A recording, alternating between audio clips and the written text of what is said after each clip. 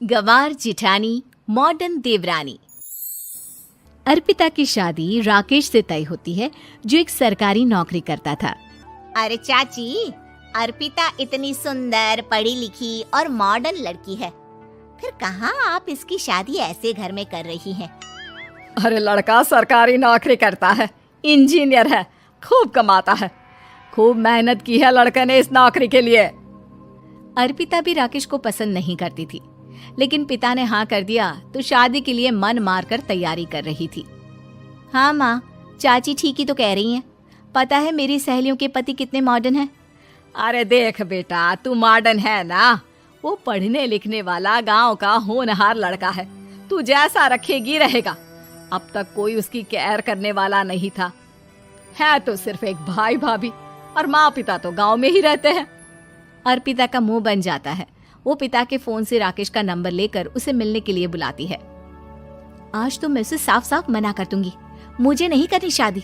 शक्ल देखिए, ना कपड़े पहनने का तरीका है ना बोलने का।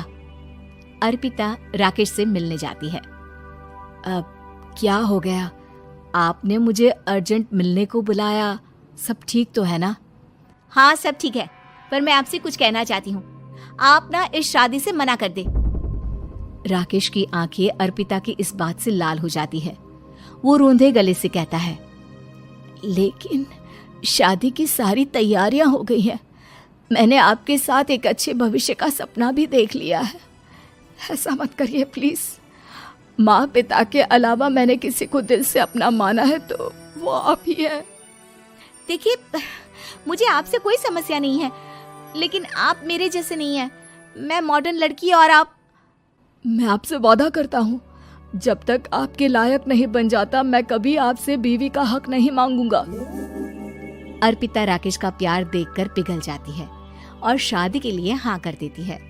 दोनों की शादी हो जाती है, लेकिन शादी के बाद राकेश की भाभी, जो कि पूरी देहाती थी। ए राकेश, उठ, जब पानी भर कर ला और तेरी बीवी को बोल के चूल्हा लगा दिया है, रोटी बना ले। क्या है ये सब? और तुम्हारी भाभी इस तरह चिल्ला क्यों रही है? क्या करूं, भाभी ही खाना बनाती है और मुझे पढ़ने के लिए इस घर में रखा, तो मैं घर का सारा काम कर देता हूँ। अब तुम आ गई हो, अपने तरीके से देख लो। ये मकान तो तुम्हारे पापा ने बनवाया था ना शहर में, ताकि बेटा पढ़ाई कर सके। हाँ, पर भाभी ही पूरे घर में रहती है। ठीक है, देखो अब। अर्पिता बाहर जाती है। सूट पहनी अर्पिता को देखकर जेठानी का पारा हाई हो जाता है। ए शहर की हीरोइन, यहाँ ना चलेगा ये सब, समझी? साड़ी पहनो, साड़ी। वो नारंगी वाली निकाले हैं तुम्हारे लिए, जिसमें हरे रंग का फूल बना है, और सीधे पहुंचो रसोई में। मेरे आगे नहीं चलेगा ये सूट बूट का नाटक, समझी? देखिए भाभी, आप बड़ी हैं, आपने राकेश की पढ़ाई में मदद की, लेकिन ये मकान इनके पिताजी का है, तो मैं अपना पोर्शन अलग कर रही हूँ। मैं आज से आपके साथ नहीं रहूंगी। जेठानी का तो मानो पारा ही हाई हो जाता है। और ऐसा कैसे नहीं रहेगी? हाँ, और कौन बोला कि राकेश अलग हो जाएगा? वो अपने भाई के बिना नहीं रहता। आज देखिए तो, देखिए कल के आई छोरी क्या बोल रही है।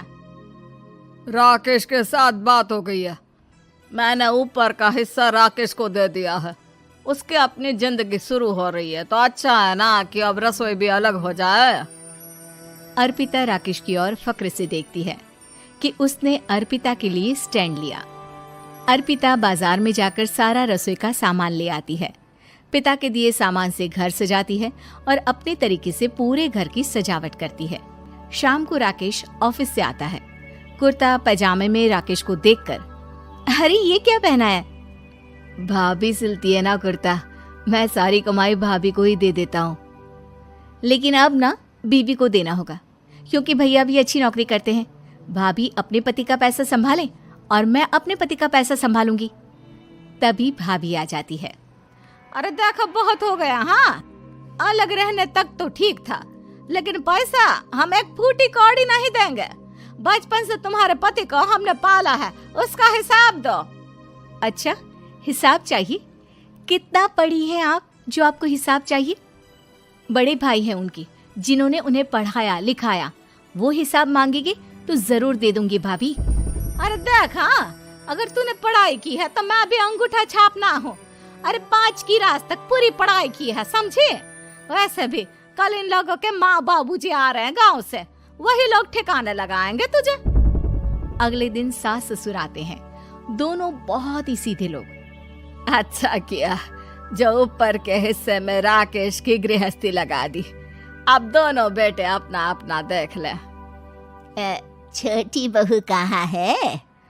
अरे बहुत ही चालाक है माँ जी, ऐसी जबान चलाती है जैसे दर्जी कैंची चलाता है। वैसे बहू तुम भी कम नहीं थी। और सुनाओ। तभी छोटी बहू सास ससुर के पैर छूकर उन लोगों को चाय और नाश्ता देती है। माँ जी, आप थक गई होंगी, मैं खाना लगा देती हूँ, ऊपर आ जाइए चाय पीकर। अरे बस बस, यही रहेंगे वो, क्योंकि बड़ी बहू मैं हूँ। हम एहसास है इनके माँ बाबूजी मेरे पास ही आए हैं।